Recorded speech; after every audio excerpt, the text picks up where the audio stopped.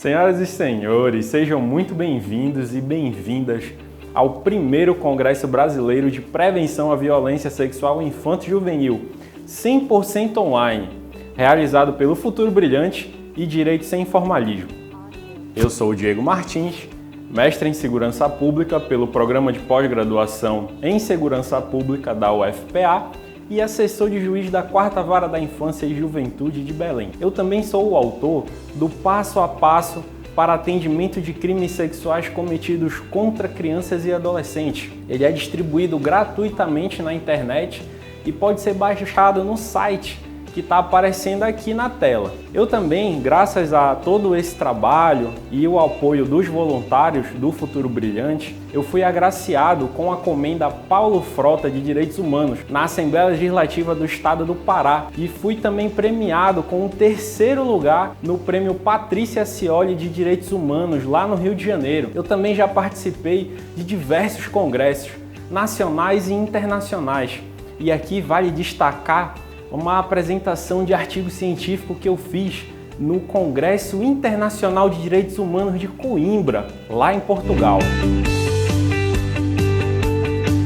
Atualmente, eu estou como coordenador geral do projeto Futuro Brilhante, que tem como objetivo disseminar informações para a prevenção da violência sexual infanto-juvenil e estimular a educação infantil de crianças em situação de vulnerabilidade social e econômica. Para você ter uma ideia do nosso trabalho, somente em 2019 nós atendemos a 810 crianças com o fornecimento de material escolar. Realizamos 48 ações para a distribuição de 15 mil unidades do Passo a Passo para atendimento de crimes sexuais cometidos contra crianças e adolescentes e realizamos 22 palestras sobre esse tema. Hoje eu serei o seu anfitrião aqui do Congresso e nós temos um objetivo bem simples, que é de discutir estratégias para a prevenção de crimes sexuais cometidos contra crianças e adolescentes.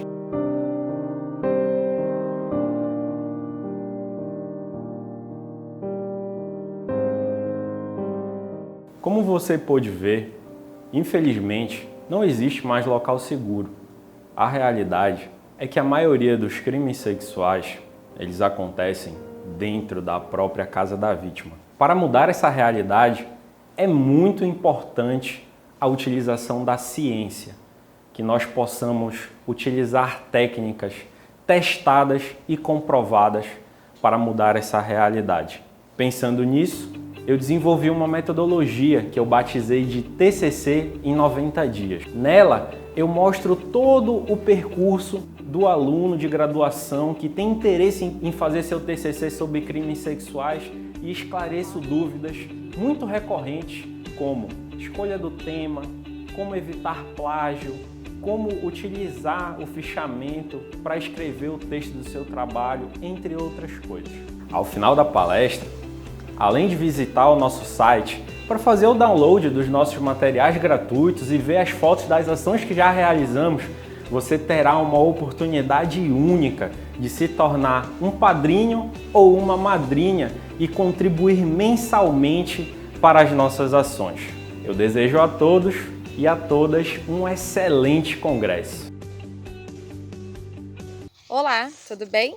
Meu nome é Samara Siqueira, eu tenho 28 anos, eu sou escritora, eu acabo de lançar um livro que se chama Abusada, Relatos sobre Abusos Sexuais e Superação. No livro eu abordo a minha história, né? Falo sobre os relatos, todas as minhas memórias que eu tenho, né? Os insights, os flashes, né? Que na verdade a gente não tem memória nítida, né? Nós possuímos flashes. Então eu falo abertamente sobre tudo que eu lembro. Também falo o caminho que eu venho trilhando do autoconhecimento em busca da superação. O Diego me fez esse convite para falar nesse congresso, né? E é uma honra, primeiramente, muito obrigada, Diego, pela oportunidade de expor minha história assim, no qual eu acredito que possa ajudar muitas pessoas, né, que passam por situações semelhantes e que não sabem nem por onde começar a recorrer ou buscar ajudas, porque os traumas são evidentes e a gente não sabe nem por onde começar a aprender a lidar com eles. E ainda é escasso, né? De verdade, é escasso você encontrar vítimas falando abertamente sobre a sua história e como que ela buscou essa questão do perdão, porque é muito complexo, né, gente? Muito complexo mesmo.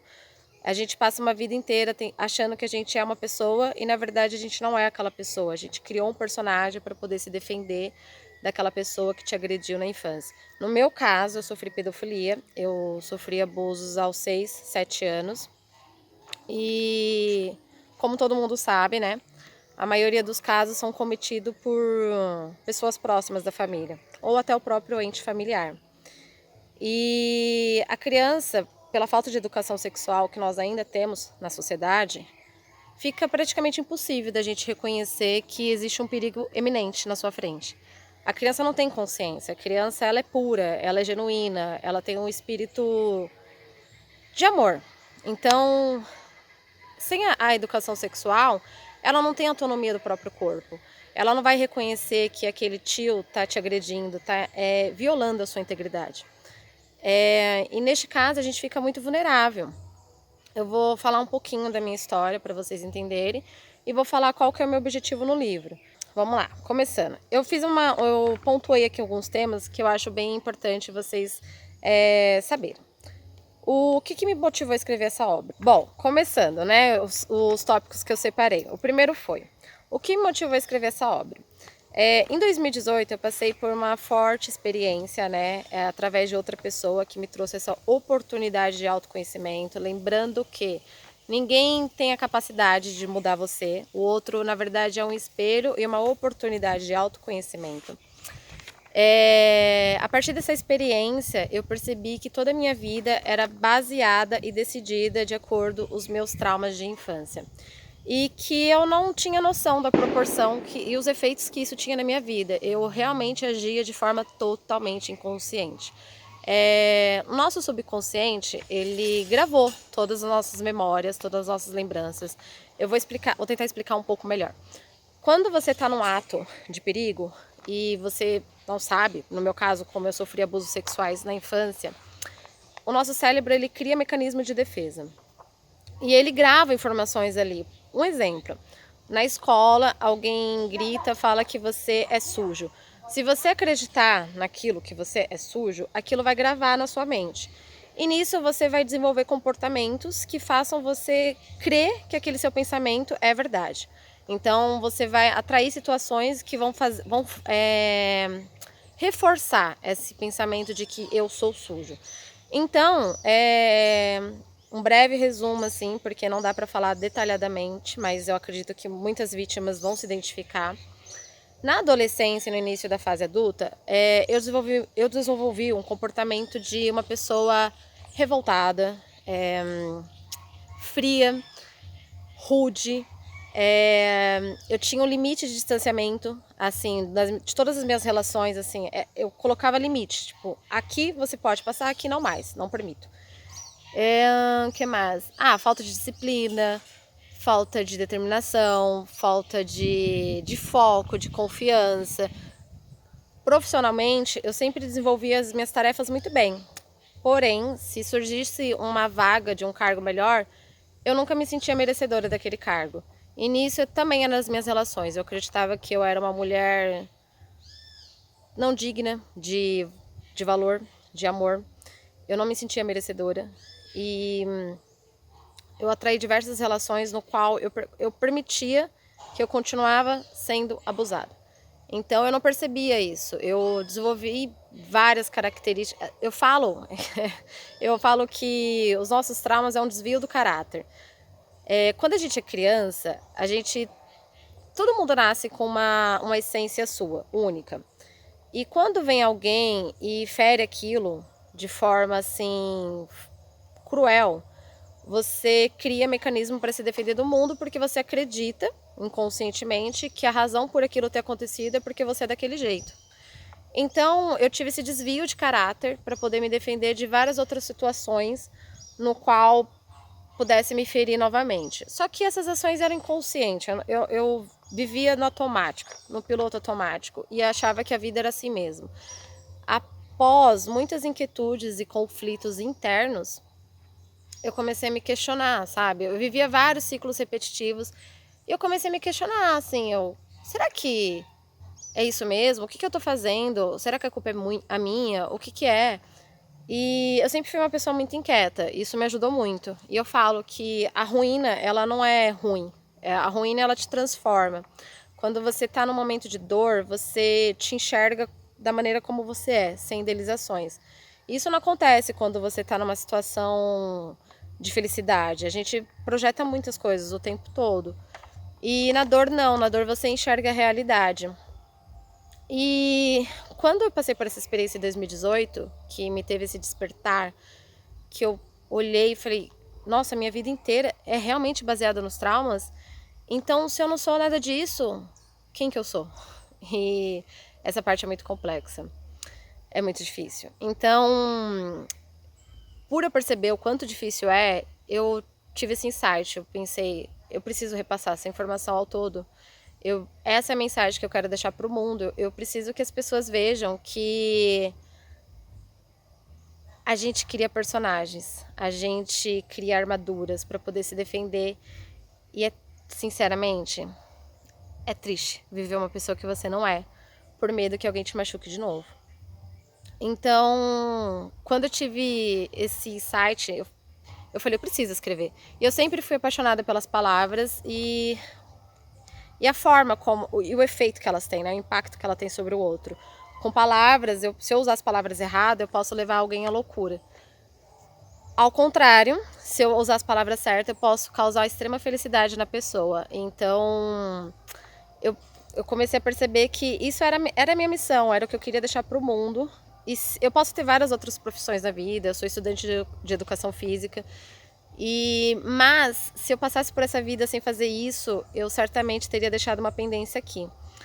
Portanto, eu acredito muito no meu trabalho, eu acho que a gente pode criar um movimento novo. Por quê? Eu falei com o Diego, conversei com ele um pouquinho, e é muito comum você... De fato é revoltante, todo mundo sabe disso, o abuso sexual, essa violência, a gente tem que colocar um fim nela, mas não vai ser da noite pro dia, porque isso é cultuado há 1000 anos. Portanto, eu quero agir hoje para que as próximas gerações não precisem passar pelo que eu passei. E, assim, é muito comum você encontrar a apropriação do ódio, você encontra a revolta das pessoas, porque é revoltante de fato você encontra fácil maneiras de como denunciar, informações sobre leis, tudo isso você encontra, tudo que você quer. Só que quando você procura como aprender a lidar com os traumas após os abusos sexuais, é escasso ainda. Tem, mas é escasso, porque as pessoas elas ainda se sentem desconfortáveis de se expor de maneira tão profunda. A questão eu não estou sozinha. Aqui é um coletivo, então tudo que eu falo, certamente, obviamente, alguém vai se identificar e vai trazer luz. E ela vai pensar, eu não estou sozinha. E isso vai trazer conforto para muitas pessoas. E, inclusive, mudar formas de pensar, formas que a gente vem cultuando há tantos anos e que não funcionam. E eu acredito muito que a informação correta, ela liberta. A informação livre de tabu, de preconceitos, de escolhas, de preferenciais, ela realmente salva as pessoas. Nós temos informações, se a gente buscar. Entretanto, ainda existe uma espécie de tradição de... Até onde eu posso falar sobre isso? As pessoas realmente, de fato, se sentem desconfortáveis até de falar sobre o sexo. Sabe? As pessoas, sobre a masturbação feminina, ainda é um impacto e, de verdade, não é agressivo, não é, eu não consigo ver hoje em dia a questão do sexo como algo impuro, imoral, sujo, e por muito tempo eu achei que fosse, exatamente por conta do que eu vivi e por causa do que eu aprendi. Eu passei por uma fase de repudiar o meu corpo. Eu passei por uma fase na adolescência de usar o meu corpo para poder chamar a atenção de um homem, porque eu queria sanar a minha carência. E o corpo feminino, ele não tem que ter um poder sobre o masculino. Eu não posso me objetificar para poder ter a atenção de um homem. Então, assim, esse assunto, para vocês verem, é muito extenso, então por isso que eu separei por tópicos, assim, o que eu acho mais relevantes. Então, resumindo, esse todo foi o despertar que eu tive para que eu levasse esse projeto adiante, para que eu quisesse que as pessoas tivessem acesso a essa informação, porque eu acredito que seja de utilidade pública. Para mais, eu vou separar um pouquinho aqui e vou comentando com vocês, tá bom? O próximo passo. Vamos lá. Como eu falei que meu livro, ele traz relatos, ele é relatos de abusos sexuais e superação. No Relatos, eu abordo todas as lembranças que eu tive com o pedófilo, né? E eu falo da questão também da adolescência, meu comportamento, qual comportamento eu desenvolvi. E depois lá pra frente eu falo por que eu tinha desenvolvido esse comportamento. Depois eu entro na fase de superação. Então aqui no começo, como eu iniciei o meu processo de superação? Isso é uma pergunta que todo mundo faz. Inclusive, as pessoas sempre me perguntam, qual é a primeira... O que você diria para uma vítima de abusos sexuais começar a superação?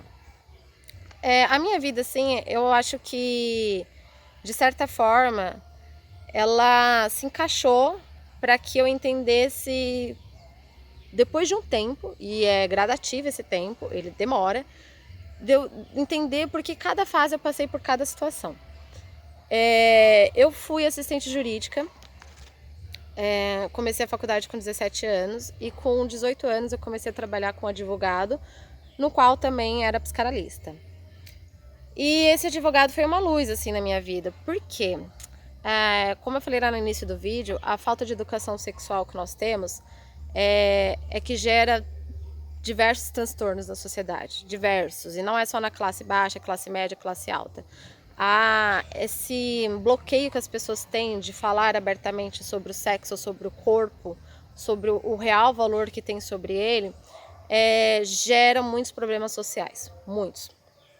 Então, assim, as pessoas ainda, esse silêncio do abuso que as vítimas têm, deixam os abusadores de forma confortáveis. O fato de eu falar, eu não estou querendo ameaçar ninguém, eu não estou querendo me impor melhor do que ninguém, eu preciso falar. E não é por ninguém, é por mim. Isso não se refere-se ao abusador, refere-se a mim. E quando eu continuo com essa cultura do silêncio, eu continuo deixando os abusadores desconfortáveis, inclusive até para eles não entenderem que os atos deles são cruéis, são crimes. Porque muitos deles também vêm de uma família, de uma geração que cultuar aquilo, normalizar aquilo. Então eles continuam reproduzindo aquele comportamento. Tem as exceções? Tem. Mas assim, muitos casos são assim. E se a gente também não traz uma educação para essas pessoas, crianças, é impossível de elas também entenderem. E o silêncio contribui mais ainda com o conforto deles de acharem que está tudo normal, que a gente gosta ou que a gente quer. Infelizmente é assim. Enfim, então por essas duas questões, eu cresci sem saber o que tinha acontecido comigo. E eu conversei com várias outras mulheres, no qual elas também se identificaram.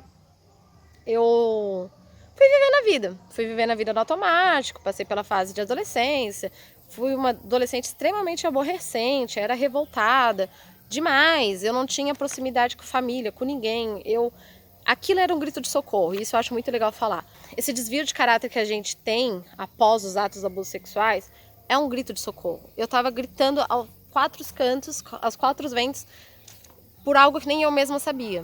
Então, é muito complexo. Eu acredito muito que uma pessoa agressiva, uma pessoa arrogante, uma pessoa que expõe muito ódio, aquilo é um grito de socorro. E muitas vezes ela não sabe nem do que é. Enfim, e com 18 anos, eu conheci esse psicanalista, que foi meu chefe. E graças a Deus, assim, ele apareceu na minha vida, ele começou a observar comportamentos meus, ou como eu reagia diante das pessoas, ou em relação ao trabalho. E a gente começou a construir uma amizade muito bonita. E certo dia ele olhou para mim e falou assim: por acaso você já foi vítima de abuso sexual?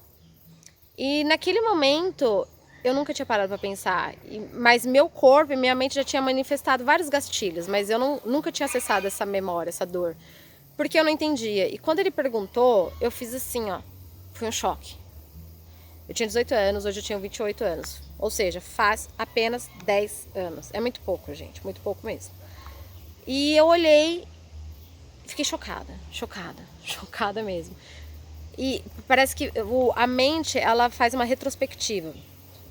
Sabe, as pessoas falam que quando a gente está num estágio de partir dessa vida para uma melhor, digamos assim, nós temos um filme na cabeça. E eu acredito que os melhores insights da vida também é exatamente desse mesmo jeito. Porque nós vivemos no automático. O nosso subconsciente rege todas as nossas ações. A gente acha que sabe tudo o que está acontecendo, mas não.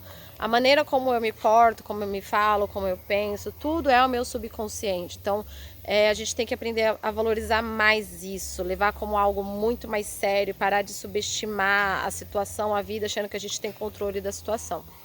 Enfim, e aí quando ele me perguntou que eu tive esse filme, essa retrospectiva, eu olhei pra ele, comecei a chorar muito, eu senti uma absurda dor de cabeça e falei pra ele, fui. Na hora eu senti um alívio imenso, uma vontade de vomitar, o corpo inteiro reagiu, você sente a vibração do seu corpo, a veia da cabeça parece que vai explodir. E a partir dali veio uma fase arrogante. Eu achei que só porque eu falei eu tinha superado a situação. Eu não tinha consciência ou noção ou discernimento de entender que essa causa é muito mais profunda do que a gente imagina. Que o fato de eu falar ajuda, mas é só o início de todo o processo. É só o início de todo o caos que ainda vem pela frente. Enfim, foi muito importante falar, foi muito importante reconhecer, só que, de novo, essa cultura social que normaliza a situação parece que te faz crer que você sofrer ou você acessar essa dor é sinônimo de vulnerabilidade. Você tem que adotar um comportamento de que, não, eu superei porque eu sei tudo. E isso é uma baita de uma armadilha, de verdade, uma baita. E, bom, vou continuar sobre o processo. De novo, eu só vou pincelar as questões dos livros porque é muito extenso a situação. Eu teria que ficar o dia inteiro falando sobre isso, ou numa palestra, ou escrever outro livro. Mas vamos lá. A questão dos traumas. Eu vou falar quais que foram os que eu identifiquei. Como eu falei antes, eu tinha limite de proximidade, eu não me sentia digna de valor. Eu me permiti ser abusada em diversas outras relações, tanto como amizade, tanto quanto trabalho. Eu permitia que as pessoas me abusavam. Por quê? Porque eu continuava reproduzindo aquele comportamento de infância. Na fase em que tudo aconteceu, quando eu era criança, meu pai estava desempregado e minha mãe começou a trabalhar. Ou seja, a atenção que a criança necessita dentro de casa, aquela carência afetiva, eu tive. E o abusador, como todo abusador, eles não são os monstros. Os abusadores, em geral, é alguém da família, ou um vizinho, ou um amigo próximo da família. E eles não são esses monstros, não são aquele bêbado que anda na rua que a gente corre, não é uma pessoa que cheira mal, não é uma pessoa que está escrito na testa dela, sou pedófilo. Então, assim, a falta de educação sexual faz com que as crianças fiquem vulneráveis, porque nenhum adulto é capaz de reconhecer um abusador. E eles sempre têm família, quer dizer, a maioria sempre tem família, são os homens respeitados, são homens com condutas impecáveis, são homens com reputação social. Então ele atinge aquele personagem no qual as pessoas olham e respeitam. Então fica muito difícil você identificar. Eu mesma, eu acredito, eu parto do pressuposto que é muito mais fácil para você evitar o ciclo do abuso, é muito mais fácil você educar uma criança, ensinando que ela tem autonomia sobre o próprio corpo dela, ensinar para a criança os limites de proximidades, o que é certo, o que é carinho mesmo e o que não é o toque certo. Eu acho muito mais fácil a gente educar as crianças do que ficar achando que a gente pode detectar um abusador. Não, de novo a gente cai naquela situação de subestimar nós mesmos. Eu mesma, tendo sofrido abusos sexuais, posso ter hoje amizade com os abusadores sem saber, porque as pessoas elas realmente são manipuladoras. Então, por isso assim, retomando assim, então eu tive a carência afetiva da família, então eu fiquei totalmente vulnerável, então eu me permitia continuar sendo abusada nas relações. Por quê? Porque por eu ter sofrido, por eu ter tido falta de atenção na família, e um abusador te dá exatamente isso, atenção, doce, brinquedo, carinho, qualquer relação que a pessoa me desse um mínimo de atenção, uma migalha de atenção, eu já me sentia importante. Então eu já ficava toda vulnerável e a pessoa acabava me abusando, de forma assim, psicológica. E isso aconteceu muito nas minhas amizades, nas relações da família também. Eu me permitia muito, porque dessa maneira eu me sentia um pouco importante. Porque eu não sabia da minha importância, eu não conhecia a minha relevância como ser humano. Então qualquer coisa que vinha estava ótimo. E também, nas questões de relações, eu desenvolvi um comportamento muito promíscuo. Eu tinha relações supérfluas, rasas, vazias, procurava atenção momentâneas com homens, no qual não me supria em nada, e eu não sabia por que eu fazia aquilo. Sinceramente, eu não sabia. Eu achava que era para aquilo que eu para aquilo que eu servia, digamos assim, porque eu não era uma mulher digna de ser a namorada, ou a mulher, ou a mãe de filhos, porque eu não era a mulher tradicional. E no livro eu falo até como eu perdi a minha virgindade, que também foi outra forma extremamente traumática, foi outra forma no qual também me permiti ser totalmente abusiva. Tá vendo? É muito assunto, é muita coisa para falar. Por isso que eu dei umas pinceladas. Enfim, esses são uns poucos dos traumas que eu adquiri por causa dos abusos sexuais.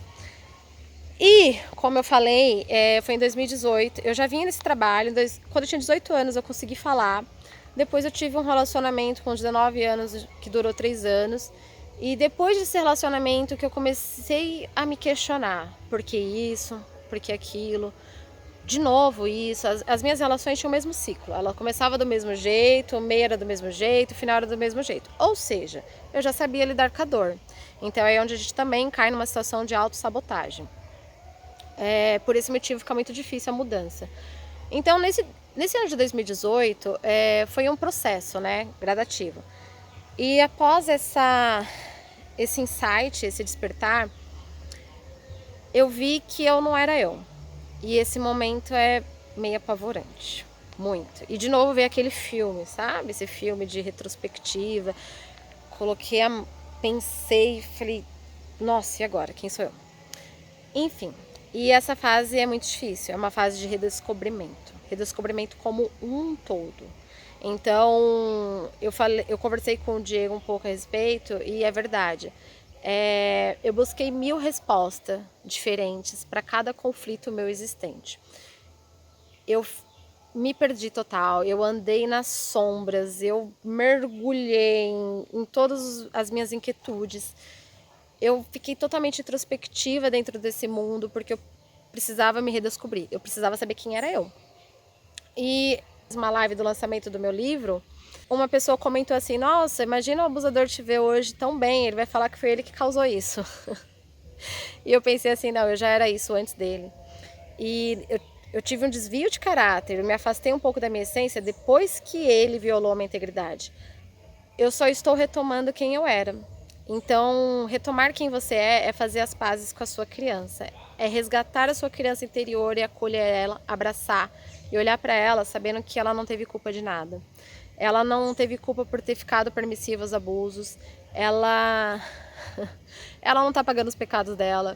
Ela não atraiu aquilo. Ela simplesmente... É difícil falar essa palavra porque soa meio...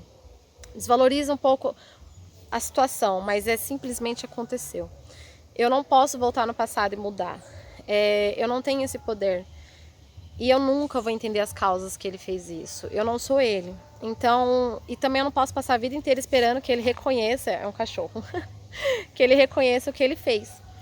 Então, o que me resta é descobrir quem sou eu. E esse descobrir é resgatar a sua criança. Eu sempre fui uma criança muito inquieta, mas ao mesmo tempo muito amorosa, muito mesmo. Sempre fui muito livre, muito. E muito tempo eu acreditei que esse fato de ser livre que pudesse ter atraído uma situação dessa.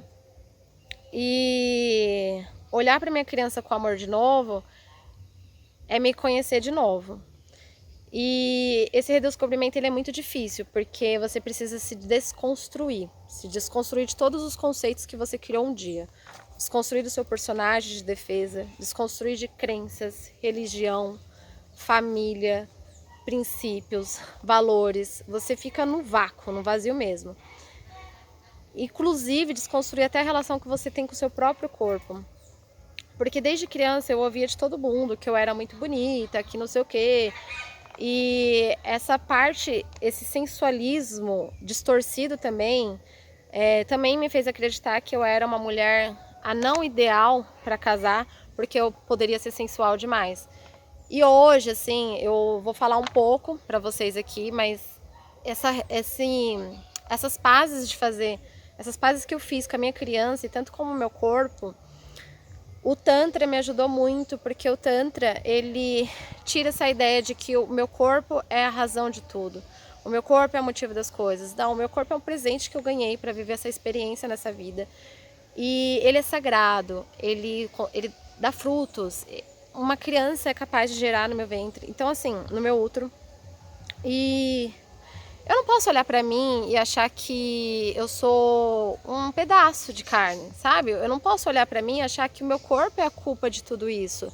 Não, a gente vive numa cultura no qual hipervaloriza isso e traz uma distorção do seu real significado. Porque eu tô 1 ano praticando celibato, por quê? Porque eu nunca mais conheci alguém ou me envolvi com alguém no qual pudesse me dar esse amor todo, como não precisa ser marido e mulher, mas eu falo amor como algo realmente sagrado, essa importância de tocar no seu mundo com respeito, assim, ó, licença, estou tocando no seu mundo com respeito e eu não quero entregar meus problemas para você, eu quero te tocar com amor. E é muito difícil, assim, eu acredito que uma nova educação social para as crianças, para elas verem que o corpo, ele é lindo, ele é sagrado, o sexo, ele é a coisa mais linda do mundo, quando se é feito com consciência, quando você entende o porquê que você está ali com aquela pessoa, quando você entende que você está conectando o mundo dela, quando as pessoas, não por descarrego, ai, preciso descarregar, ai, nossa, olha aquela menina, nossa, olha aquele homem, meu Deus, preciso descarregar. Eu não critico nada disso, eu falo que não funciona mais pra mim, porque me feriu muito, muito, porque eu tive um comportamento promíscuo. E hoje eu não quero acessar o mundo de ninguém, a não ser que eu toque com amor, e também não quero que ninguém acesse o meu mundo, a não ser com amor. Então, esse redescobrimento da minha pessoa como um todo, também envolve a maneira como eu me relaciono com o meu corpo. A gente vive numa cultura social que objetifica as mulheres, e a questão não é o corpo. Eu falo no meu livro, o problema não é o corpo, porque é a questão de cultivar aquela situação. Então o ser humano, ele vive no condicionamento do meio, ele continua reproduzindo os comportamentos que ensinaram. Então, para você quebrar, por isso que eu falo, é uma desconstrução de tudo que você teve como verdade. Então, para você quebrar tudo que te ensinaram, você tem que saber muito bem o que você quer. Essa é a verdade, porque não é fácil. É muito mais fácil, por exemplo, eu vou dar uma analogia, tá, gente? A gente tem um modelo de relacionamento tradicional, que todo mundo vive. Então, não funciona para muitos, tanto que a gente vê que a taxa de separação é gigantesca. Para eu criar um novo modelo de relacionamento, é muito difícil, eu não sei nem por onde começar, eu nunca ouvi falar. Então, o que é mais fácil? Eu continuar fazendo, reproduzindo o mesmo tipo de comportamento. Então, isso foi o que aconteceu comigo, assim, essa desconstrução, ela é muito difícil mesmo, porque você precisa realmente abrir mão de tudo que um dia você achou que era verdade e começar do zero. E hoje, eu posso, se vocês quiserem entrar em contato comigo depois para ver no quanto eu acredito nisso, hoje eu estou muito mais parecida com a minha criança interior, eu tenho 28 anos, tenho uma cara de muito mais nova, do que, por exemplo, quando eu tinha 20 anos, que eu tinha essa postura de mulher fatal e rude. Se vocês quiserem ver ou saber, eu tinha uma aparência muito de mulher, sabe? Com 22 anos eu aparentava ter uns 35, de verdade, não estou exagerando. Porque a gente expressa o externo, reflete muito do que está no interno, muito assim.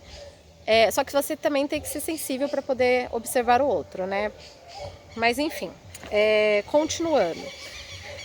E essa fase de redescobrimento, você tem que ter muita autorresponsabilidade das suas escolhas. E a autorresponsabilidade, ela vem através do autoconhecimento. Então, de fato, você precisa se aprofundar dentro de você. Hoje eu vejo que eu quero muito exteriorizar o que tem no meu interior. Mas quando eu busquei diversas respostas, eu buscava no exterior, eu busquei as respostas no exterior para poder ter uma que fosse compatível com o meu interior e eu não sabia disso. Por isso que eu busquei mais de uma resposta, desde religião, desde rituais, místicos. Eu fiz muita coisa, muita coisa. Eu acredito muito que o externo ele te traz orientações para você encontrar o seu interno. Mas a resposta só está aqui com você. Só você viveu, só você sentiu, só você sabe. Então, continuando, bom, isso é bacana.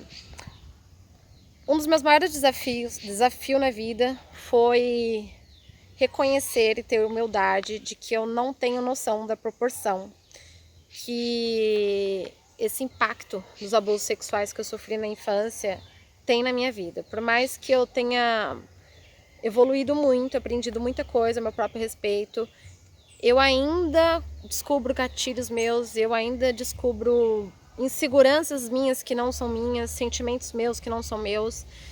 E as sequelas, ela tem um impacto muito mais forte do que a gente imagina. E não é só na mente, é no emocional, é no corpo, é no espírito, é no todo. E eu vou dividir com vocês uma situação assim que eu acredito que muita pessoa vai se identificar. Eu aprendi com uma amiga minha que é estudante de psicanálise. Quando a gente está numa situação de perigo ou que a gente não quer vivenciar aquilo, a gente dissocia o nosso cérebro. Então, resumindo, o nosso cérebro ele se desloca daquele lugar, mas o corpo continua.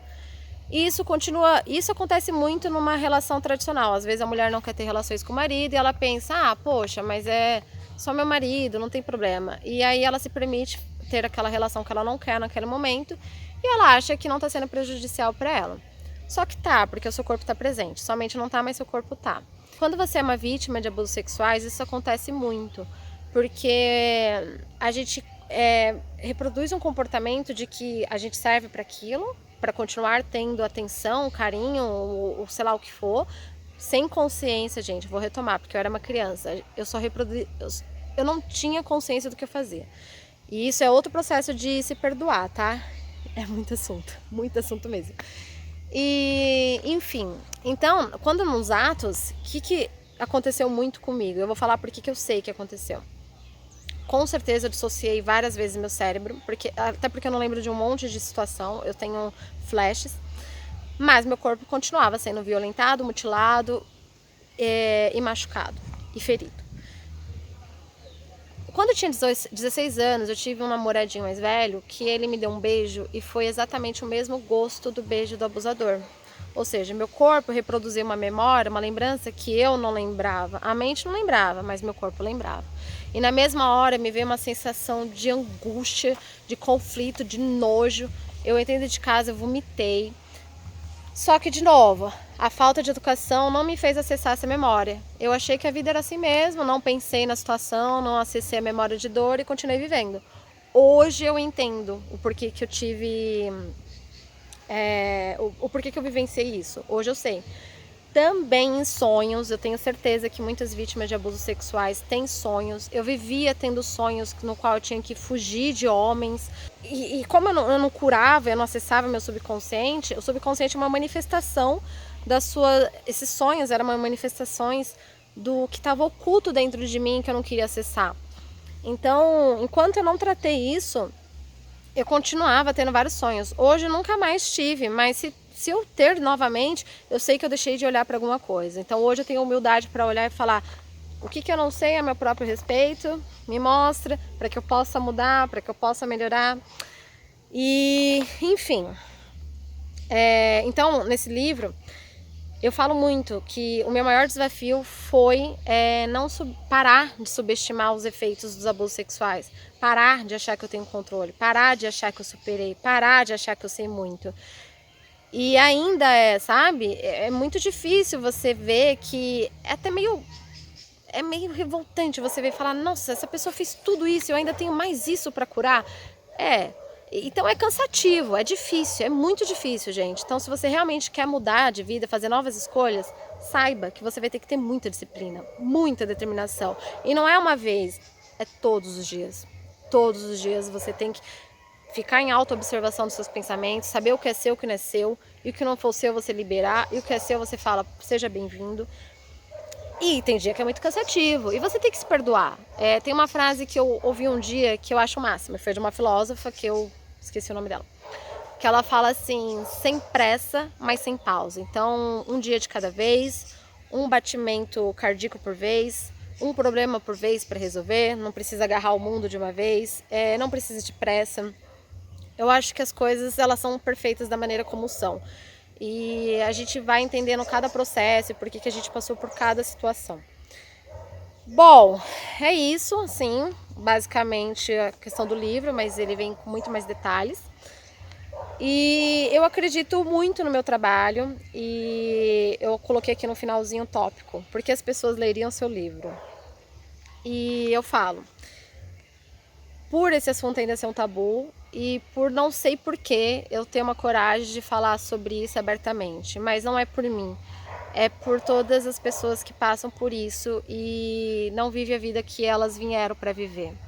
Eu não acredito que ninguém veio ao mundo para sofrer, eu acredito que a gente tem desafios, coisas que a gente não entende, mas a minha vida, o meu tempo de vida é muito mais valioso do que eu achar que não tem relevância porque alguém me feriu. Tem uma frase que eu gosto muito, que eu vou falar aqui pra vocês, e vai ser pra fechar o meu depoimento. Eu prefiro ser a vítima do que a causadora da situação. Então eu prefiro lidar com esse tipo de conflito do que ao deitar no meu travesseiro, pensar que eu pudesse fazer isso com alguém. E é isso. Eu espero que vocês gostem desse depoimento, espero que ajude vocês de alguma maneira. E muito obrigada, eu espero que meu trabalho seja... essa informação que eu tenho a oferecer de utilidade pública chegue aos ouvidos de quem precise, não só da vítima. Eu também acredito que o meu livro ajuda inclusive a pessoa a lidar com o familiar que sofreu abusos sexuais, porque as pessoas não sabem como lidar, a minha família não soube lidar, eu que tive que trazer os mecanismos para que mostrasse que está tudo bem, porque é muito complexo. Eu tive sorte que no caminho da minha vida apareceu uma pessoa com sensibilidade para me acolher, não me fazer perguntas indevidas, porque a gente ainda tem, a sociedade ainda tem esse costume de fazer uma pergunta muito indevida para a vítima. Já basta o tanto de traumas que ela tem na cabeça, as pessoas deixam elas em situações mais não conflituosas, mas deixa elas mais em uma situação desconfortável mais ainda, porque são perguntas que elas não têm respostas e são perguntas que devem ser feitas aos abusadores, não às vítimas. Então eu acredito que uma conversa simples, transparente e aberta, ela traz esse acolhimento para as pessoas que não sabem nem por onde começar a entender o que aconteceu. Porque a vítima também não entende o que aconteceu, a gente se culpa o tempo todo. E eu não posso me culpar hoje, eu sou uma adulta.